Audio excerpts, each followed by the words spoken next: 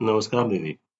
जैसा मैंने last video में बोला था कि मैं 3-4 वीडियो लेकर आऊँगा, ये मेरा दूसरा वीडियो है, वीडियो नंबर 2, जो कि आपका रिसीप्ट एंड पेमेंट के बारे में बात करेगा।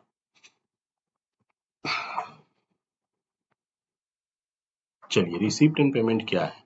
रिसीप्ट एंड पेमेंट एक सरल सारांश है जिसमें पूरे साल का रिसीप्ट और बैंक ट्रांजैक्शन दर्ज किया जाता है। अगर किसी भी प्रकार का अमाउंट सीएलएफ में प्राप्ति होता है तो उसे प्राप्ति साइड अर्थात रिसीप्ट साइड बायां हाथ में, और अगर किसी प्रकार का भुगतान होता है तो उसे पेमेंट साइड उसे दायां हाथ में दिखाया जाता है। चलिए मैं आपको दिखा रहा हूँ रिसीप्ट एंड पेमेंट कैसा होता है। देखिए, आप देख पा रहे हैं इसमें एक सीएलएफ है जिसका ये प्राप्ति विवरण है और ये भुगतान विवरण है। ठीक है। हाँ, एक बात याद रखिएगा, प्राप्ति और भुगतान दोनों का टोटल हमेशा 0 होना चाहिए। ठीक है। अगर 0 नहीं हो रहा है, दोनों का टोटल बराबर होना चाहिए, अर्थात इधर और इधर दोनों बराबर होना चाहिए। अगर बराबर नहीं हो रहा है तो इसका मतलब रिसीप्ट एंड पेमेंट में किसी न किसी प्रकार की गड़बड़ियां हैं। इसको चेक करना आपका ही जिम्मेदारी है। चलिए एक चीज बता देते हैं, आप जब रिसीप्ट एंड पेमेंट को स्टार्ट करेंगे तो सबसे पहले आपको ओपनिंग बैलेंस लिखना पड़ेगा। ठीक है। उसके बाद आपको लास्ट में क्लोजिंग बैलेंस लिखना पड़ेगा। सबसे पहले हम लोग रिसीप्ट साइड जो आपके बाएं हाथ में होता है उसका ओपनिंग बैलेंस कहाँ से आएगा, ये क्वेश्चन सबसे बड़ी चीज है आपका।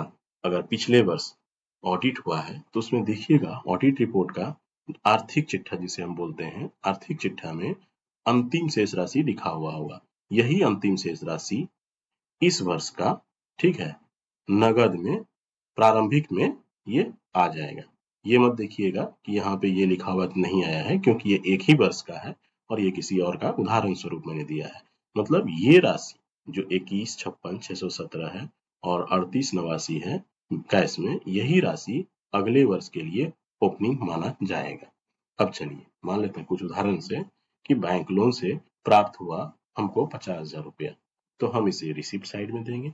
अगर कोई मेंबर्स हमको कंट्रीब्यूशन दिया तो उसे रिसिप्ट साइड में ही दिखाएंगे। ये हम आपको रिसिप्ट साइड का सारा कुछ बता दिए, और मैंने पीछे ही आपको बता दिया है कि रिसीप्ट पेमेंट किस तरह से होती है।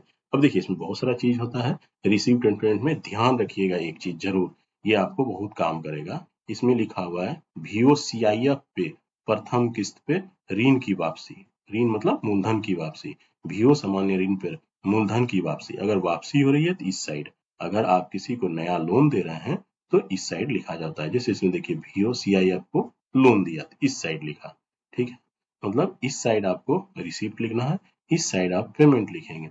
अगर मान लीजिए इसी CIF जो CIF आप डिस्ट्रीब्यूट किए हैं उस पर अगर ब्याज मिलता है तो ब्याज की राशि आपको अलग से लिखना है।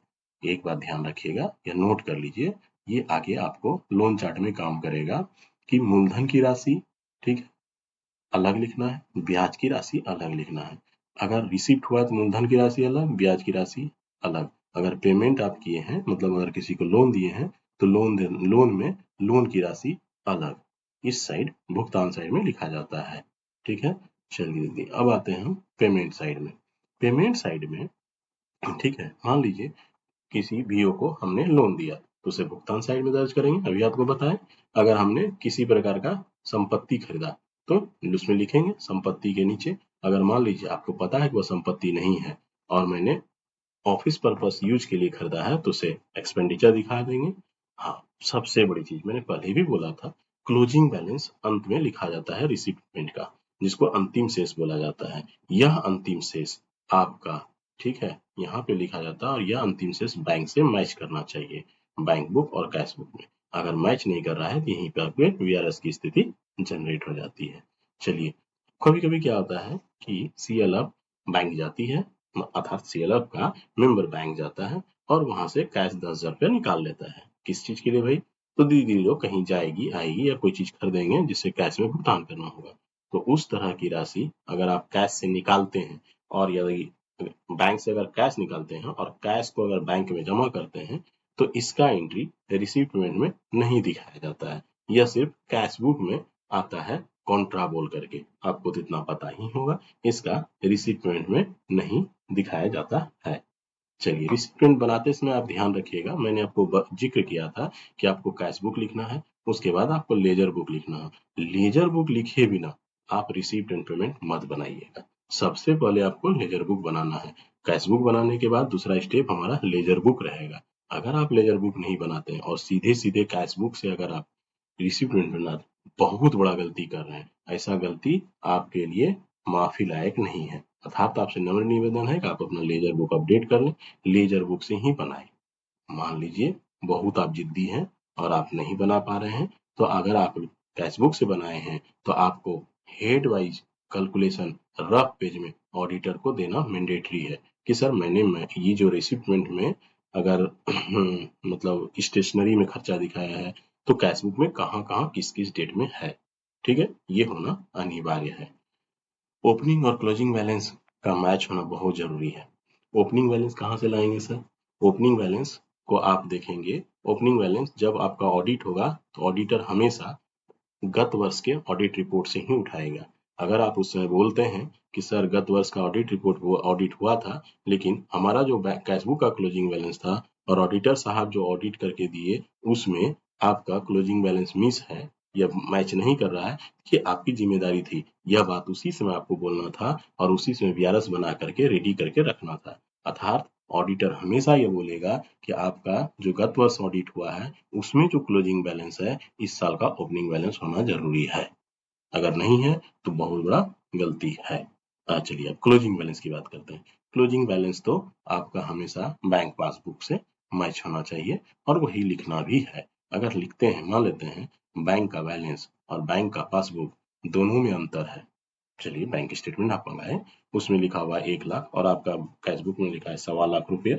ठीक है, तो इस केस में आपको 25,000 का एक आपको जानकारी देना होगा। वह जानकारी वीआरएस के माध्यम से आपको ऑडिटर को दिखाना पड़ेगा और आपको वीआरएस भी बनाना पड़ेगा। गलत रिसिप्ट बनाने से क्या होता है आप ये समझ लीजिए। इतना समझाने के बावजूद अगर फिर भी आपका गलत रिसिप्ट और पेमेंट बनता है तो ऑडिटर ऑडिट में ऑब्जेक्शन डाल देगा कि भाई आपने रिसिप्ट पेमेंट सही नहीं बनाया। इसलिए क्यों नहीं सही बनाए? क्योंकि आपने कैश बुक और लेजर बुक सही नहीं लिखा। इससे आपका रिसिप्ट पेमेंट गलत हो जाएगा। फाइनेंशियल रिपोर्ट जो बनेगा जिसे रिसिप्ट पेमेंट आप बोलते हैं, उसके बाद फिर इनकम एक्सपेंडिचर बोलते हैं, उसके बाद फिर आर्थिक चिट्ठा बोलते हैं जिसे बैलेंस शीट, ठीक है, लोन चार्ट, ये सारी की सारी गलत हो जाएगी। तो इसका मतलब फाइनेंशियल रिपोर्ट पे कोई भरोसा करेगा ही नहीं और समय की बर्बादी ही होगी। कितना आप कर लिए साल भर और रिसिप्टमेंट अगर सही नहीं बना, कैश बुक सही नहीं लिख पाए, तो ये समय की बर्बादी होगा। इसीलिए आपसे नम्र निवेदन है कि रिसिप्ट पेमेंट ध्यान से और पैसेंस पूर्वक बनाइएगा। अगर आपको काम करने में मन नहीं लग रहा है तो थोड़ा देर उठ जाइए, फिर बैठ जाइए, तब एक बार में उसको ध्यान से बनाइए। ठीक है, मुख्य बात है याद रखिएगा, आप लेजर से ही आपको कैश बुक बनाना है। कॉन्ट्रा एंट्री को आपको कैश बुक में नहीं, सॉरी, रिसिप्ट एंड पेमेंट में नहीं लिखना है। लेजर से ही आपको रिसिप्ट एंड बनाना है। कॉन्ट्रा एंट्री को आपको रिसिप्ट एंड में नहीं लेना है। बैलेंस को पिछले ऑडिट रिपोर्ट से मिला लीजिए, क्लोजिंग बैलेंस को बैंक पासबुक से मिला लीजिए। अगर कोई डिफरेंस होता है तो आप उसका वीआरएस जरूर रेडी कर लें। थैंक यू दीदी, नमस्ते। और हाँ, मैंने पिछले वीडियो में भी आपको जो जो मुख्य चीजें होती है, जैसे आपका एक्सेल सीट का रिसीप्ट पेमेंट, ठीक है, एक्सेल सीट में लोन चार्ट और कुछ कुछ मुख्य बातें का एक आपको वर्ड फाइल वीडियो के नीचे लिंक में दिया हुआ है, उसे डाउनलोड कर लें और उसे भर लें। ये आपके लिए सुविधाजनक रहेगा। धन्यवाद। इस वीडियो में भी है और पिछले वीडियो में भी था और हर वीडियो में रहेगा।